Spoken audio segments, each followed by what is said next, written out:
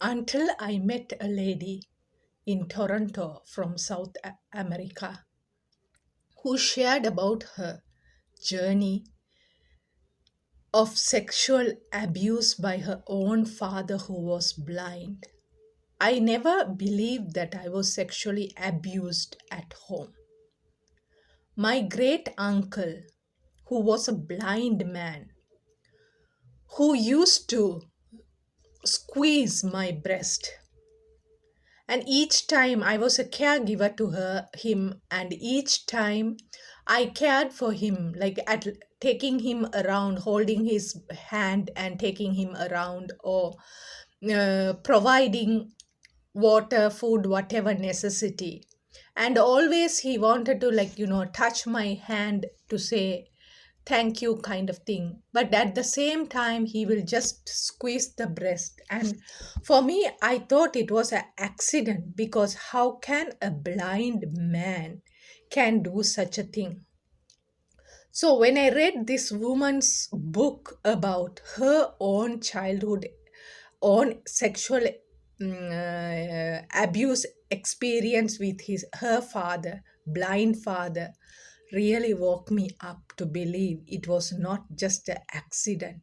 It was real true. But I couldn't believe that, because somebody who is blind can do such a thing.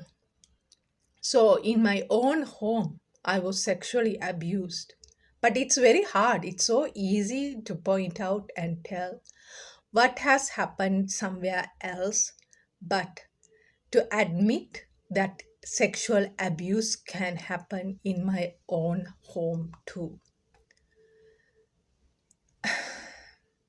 So, my great uncle was a very influence in my spiritual journey. I used to read books for him, and spiritual books has really helped me even today. So I have to hold the good parts about him, the inspirations he has on my life. At the same time, I really have to speak the truth that he was not a healthy man to be around.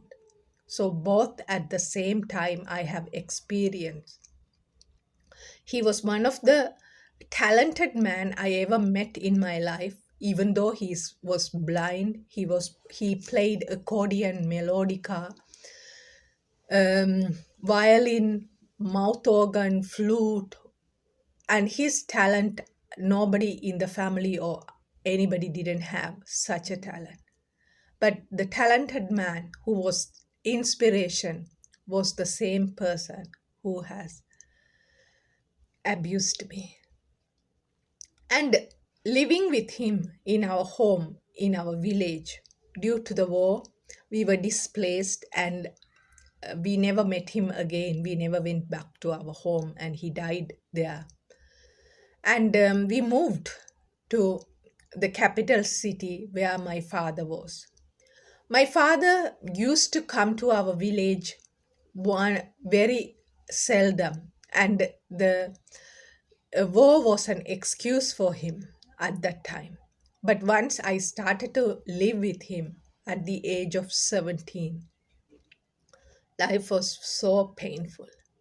My father used to have naked woman. It's a porn photos of women's, and it was so disgusting.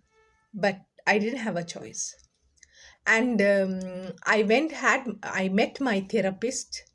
And when I was doing my therapy session, my therapist was such a kind man. But when I was sharing my experience with my father, my therapist asked me, if you have a child, and your father, what you are describing about is around your child, what will you do? And I said, I don't know what to do. Then he said, you have to call 911 right away. I was shocked. I didn't know that it was abusive, because my father was never touched me. So I thought sexual abuse is contact, physical contact. But through the therapy session, I understood even somebody doing some um, unpleasant sexual acts also uh, counted as a sexual abuse. So that was a shock. And also to say out loud, my father, because I am his daughter. And it is very hard because I carry his genes and I'm part of him. And still to able to admit that my father was abusive. So, being sexually abused at home is painful because very hard to speak the truth because it is our own people and to blame them for what they have done is very difficult. And also it will bring so much shame to our own family for speaking the truth. So that has really made me to keep silence for a long time. And it takes courage to speak the truth about our own homes, our own family, because we're always told that we have to protect our family's name, their identity, and we being part of that family. It looks like we are also somebody so bad because they are bad. But the same father who provided me education, who bought the apartment for me, who did everything, is the man who was abusive also. So, as I celebrate all the good things from him, I also grieve and mourn for all the bad things which has happened by him. So, life is both dark and light at the same time. And the same thing with human being, we also not perfect. We also have our darkness and the light. And speaking the truth about the dark and light always liberates us. So being sexually abused at home is also a part of my journey. Thank you.